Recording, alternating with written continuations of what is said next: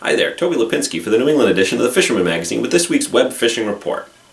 Ice fishing is still very good all across New England, from the Cape to mainland Massachusetts, on through Rhode Island and down into Connecticut.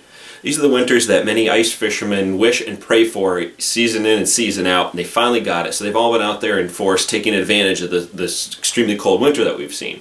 If you've got any type of ice fishing blood in you, now is the time to exercise it and get out there while we still have safe ice. Connecticut trout waters closed until opening day on April 19th. This is pretty big news across the state as there was just a bunch of trout dropped throughout the state a couple of weeks back. You need a complete list of all the waters which remain open or those are closed. Your best bet is to give the Connecticut DEEP Angler's Guide a look, as they have all of the waters that remain open throughout the season listed. If you're unsure, your best bet always is to check. However, one of the things that you can definitely count on, the trout management areas across the state remain open year-round to catch and release trout fishing. This is an excellent opportunity right through the season, right through the winter, to go out and target some very large trout as this part of the program to build some larger fish in these waters.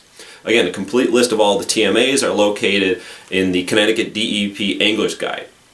Another note regarding some closed fishing locations in Connecticut is that Wethersfield Cove will remain closed for a dredging project until the end of March.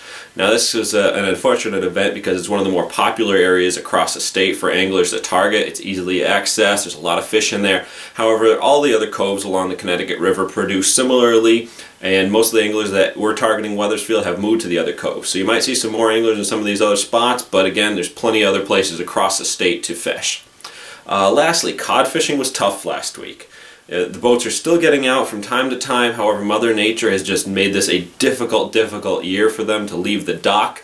Then when the boats get out on the water off of Block Island all the way out to Cox's Ledge, they're marking plenty of fish. However, they just seem to have this never-ending form of lockjaw this winter. So they finally get out, they find fish, and have a hard time getting a bite. Anglers are still pulling up a few on both jigs and bait, but it's a real tough winter. It's not the easy lock and load fishing we've seen in the past. However, I got to say it's got to change at some point, and I'm sure any day now it's just going to tear wide open, and hopefully you can get in on this fishery.